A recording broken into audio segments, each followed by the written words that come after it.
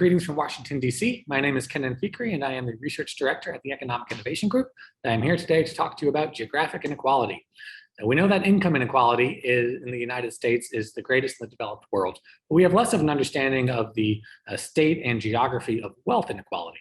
Now, wealth is notoriously hard to measure, right? It's the balance of our assets and our debts, and it encompasses everything from student loans to homes, retirement accounts, stocks, and savings, and all these factors that either make us financially secure or not. And the reality today is that most assets are out of reach for the entire bottom half of the income distribution. So in some recent research, we said, well, we can't map wealth in its entirety, but we can look at the income that American households derive from wealth in the form of the dividends, interest, and rent that they earn off of the assets that they may own.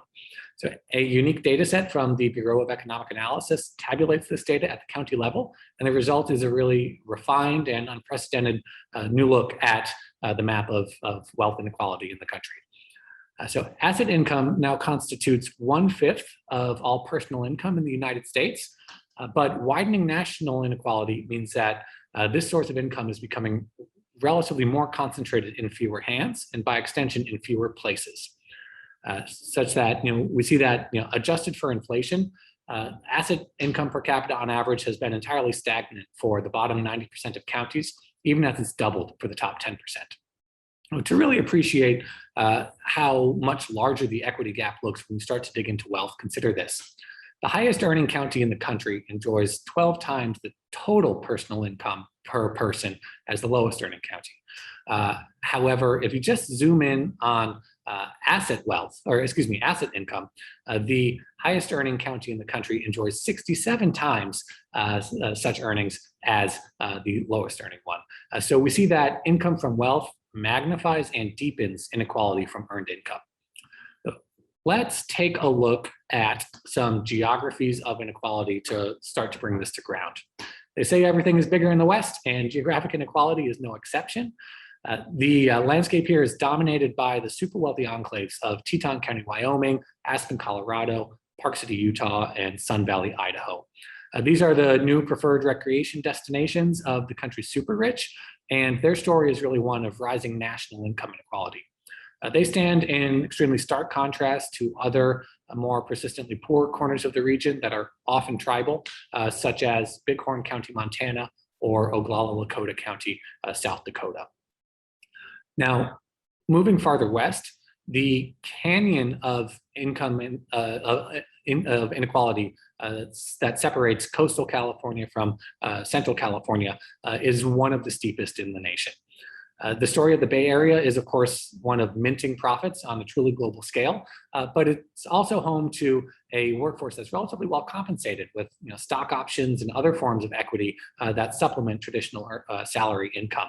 And we see that Marin County has about 7.5 times the asset income per capita as the more working class and agricultural Merced County in the Central Valley. So in fact, one of the most surprising findings in this research was the extent to which diverse and middle-class places have really been left out of the national boom in asset wealth. Even some of the fastest growing corners of the country, such as Clark and Maricopa counties in the Southwest, trail far behind the national average on this measure.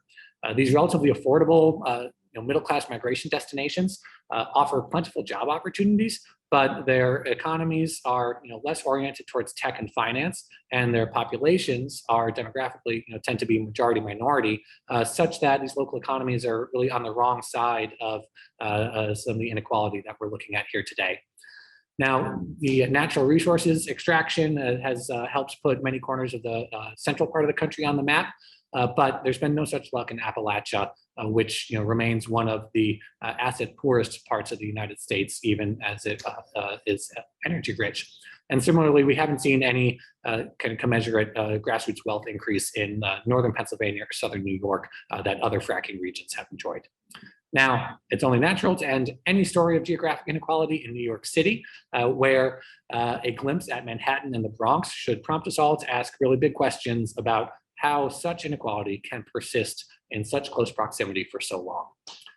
Now, median household income in Manhattan is just over 2 times that in the Bronx, but asset income per capita is more than 13 times higher.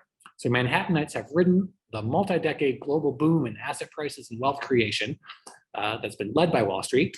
Our nearby Bronx, where 90% of residents are people of color, has been completely untouched by it. So this isn't just an exaggerated caricature of inequality. This is everyday life for the working people of our nation's largest metropolis. The reality is that very few Americans have direct income generating ownership stakes in the wealth created by this formidable, awe-inspiring US economy. So as we look ahead to 2050, we need to think about how do we create more equitable pathways to asset ownership so opportunities to build wealth, even modestly, are enjoyed by the many and not by the privileged few. So as you look at this map, I encourage you to consider how can we raise the floors of these valleys to build a more inclusive, stable, and forward-looking American economy in which more people share with a direct stake in the nation's economic success. So with that, I will bid you adieu, say thank you, and wish that you enjoy the conference.